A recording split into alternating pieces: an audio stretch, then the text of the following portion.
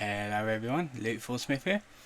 Is actually late on the Saturday. It's like 11:30. It's about an hour and a half later than I was meant to record, but had some stuff to do.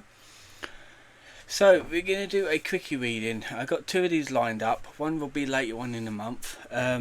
So this one is going to be of Adult Swim, which is a basically an online site and channel which shows cartoons, animations, and some live action stuff that's made by different kind of people.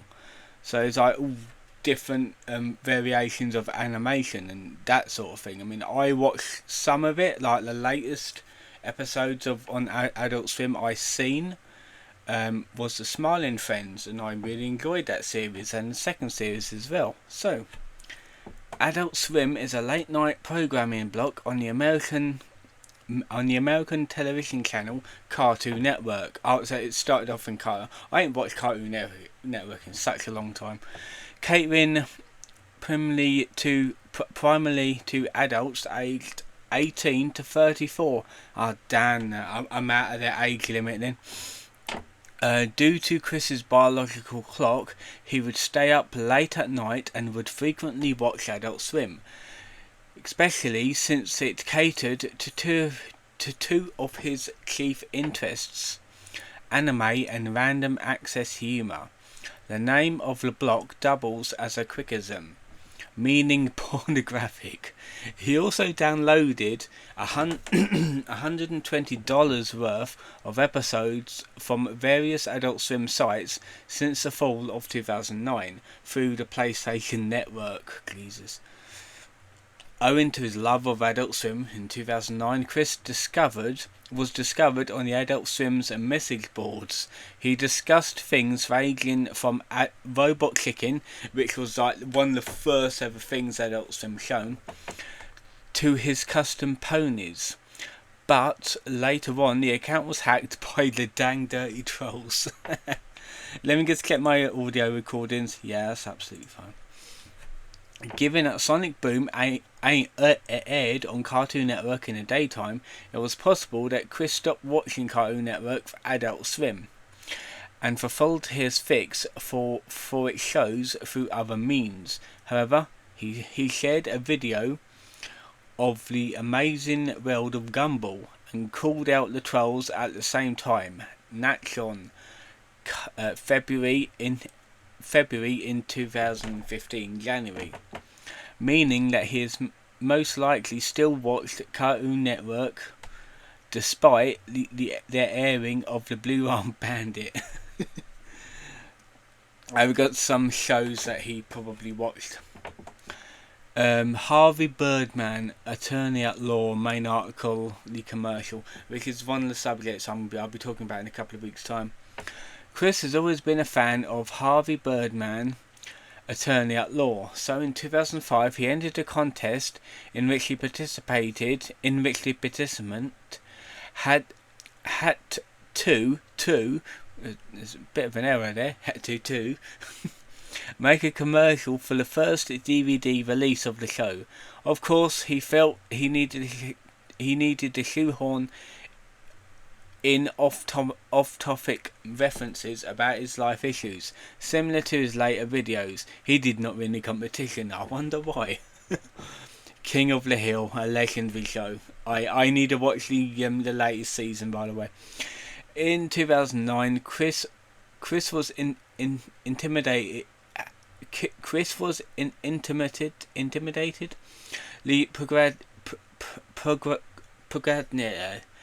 The lead of the show, there we are, Hank Hill, on at least 3 occasions, suggesting that he has watched the show. Whenever Chris actually understands the sarcasm behind the show, much like Orwell,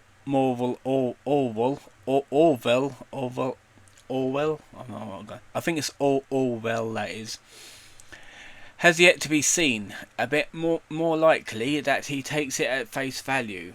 In August 2025, he watched all 10 episodes of the show's 14th season in less than 3 days after its premiere, which I'm pretty sure you can just binge on it because it's like 20 minutes each. Then he posts about it on Blue Sky, praising the season for its continuality and its jokes, and saying that he feels that it is great quality. He also revealed that he had watched the entire first 13 seasons beforehand over the years. Moral Orwell.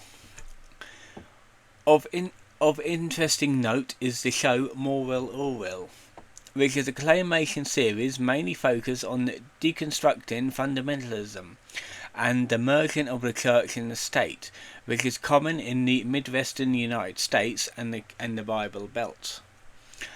It openly criticizes blind faith and intolerance of many American Christians, and people like Chris are exactly who they're making fun of. Chris has stated in the mailbag that he has watched the show and said it was okay.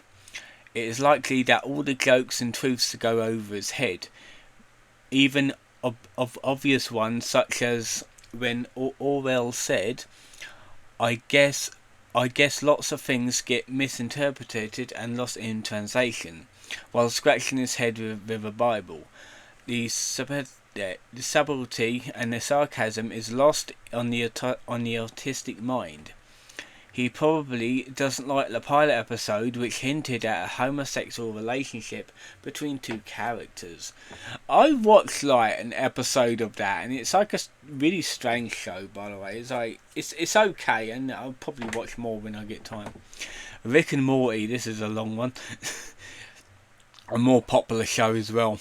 On the 5th of June 2018, Count Dankula asked Chris how Rick and Morty fit into universes. Chris replied it was beyond his knowledge at this point, also answering that he thinks that they're being kept out of Quickville.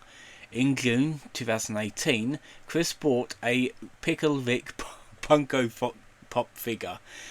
Chris also owned a Mr. Meeseeks Funko Pop figure. I thought he hates pickles though. On the 23rd of August 2018, while trying to decide on the name of our sister dimension, in which fictional characters across most pop culture and fiction reside, Chris said Magican has given him the possible names 1672 and C197. Chris added right after that Rick and Morty visit there and here sometimes. That kind of makes sense to Chris because Rick and Morty is about like different dimensions and travelling time, that sort of thing. But you know about their original dimensions is not either of these numbers. On the 2nd of September, Chris posted to Twitter to announce that the name of our sister dimension has been verified by a very well-educated and well-read ally of ours, along with Magican Sonichu, to be C197, not to be confused with Rick's home dimension of C197 at all. Yeah, I'm pretty sure he just copied that. On the 29th of November 2020, Chris posted a WordPad story that mentioned a council of gods. He also wrote implying that they are paradox rules and not to be broken in dimensions, adding that it is similar to the Council of Ricks. So he's copying the show, isn't he? On the 2nd of December 2020, Chris mentioned the Kaidel from Rick and Morty in the Play's Discord server. 4 days later, he mentions Rick and Morty there again. He's infatuated with the show, isn't he? On the 20th of April 2021, Chris replied to a comic by Helena on Twitter. In the comic, Pikachu and Chris Clan Sonichu fight Rick Sanchez, which is obviously Rick's surname. Rick ends up getting eaten by someone else. Or was that beaten? I don't know.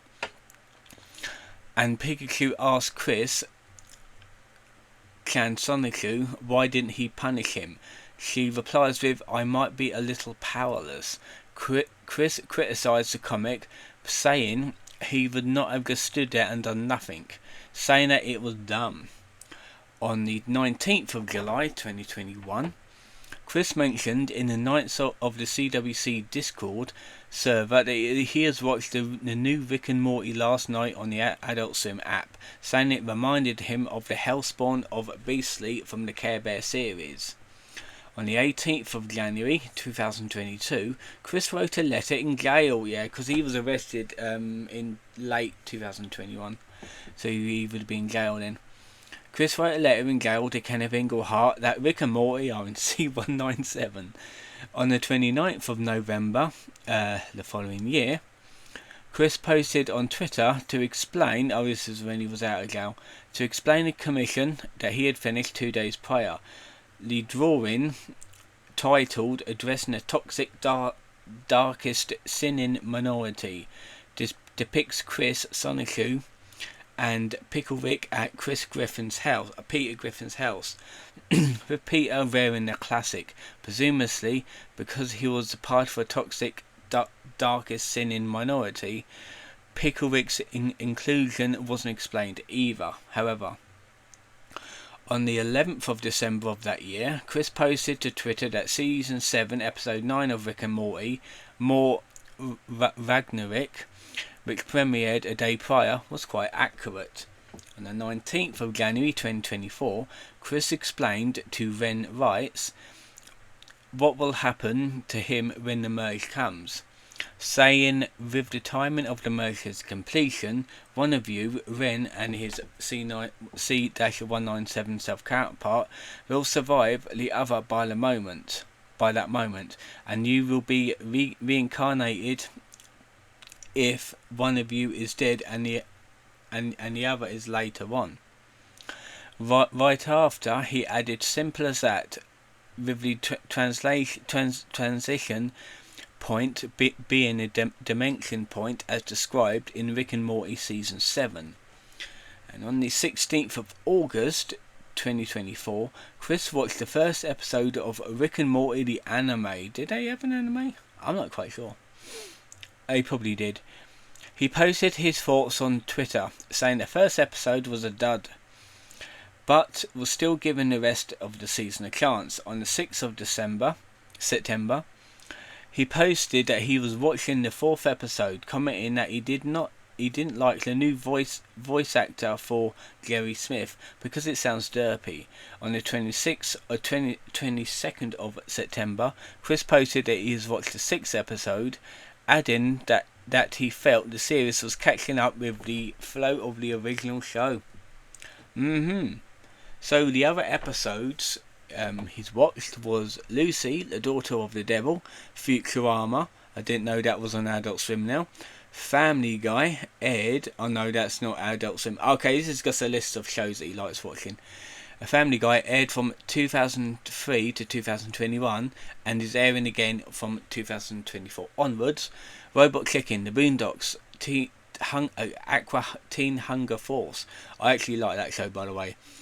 7 Ounce Mouse, The Oblongs, Canon Shin-Chan, Home Movies, Tom Goes to the Mayor, where he stole the idea of having a mayor's office inside a shopping mall. The Brat Show, posted 3 lines from an episode in his random ramblings. Smiling Friends, my favourite show from Adult Swim. Chris very nearly had a voice cameo in the show. They planned him to voice a grease puddle on the floor, but I think they changed their minds at the last minute due to him being in jail. Squidbillies. This is one most likely where he got the name Final Solution. Space Ghost Coast to Coast. That's a fucking mouthful. Not only is one of Zork's chants stolen in Sonic 3, an ad for the CD Space Ghost Surf and Turf appears in the broadcast in that radio show. Medapocalypse. The song Thunder Horse appeared in Guitar Hero 2. Tim and Eric's awesome show. Great job. Unconfirmed, but very likely it's made by the same people who did Tom Goes La Mer, and it's full of random access humour. And assorted anime such as the aforementioned Crayon Shin-chan. See also Adult Swim Post, Christian Television and Netflix. And this was last updated on the 8th of August of this year, a few days ago. So, that was it. That was actually quite interesting to read what his mind watches. Right, so that's been it for today's video. I hope you've enjoyed it. Tomorrow I'll be having 2 videos as per usual. On the Sunday, the weekly recaps, and because I'm going to another horse show tomorrow, I'll be talking about it in my TikTok video when I come back. So hopefully you've enjoyed this, and I'll see you guys next time.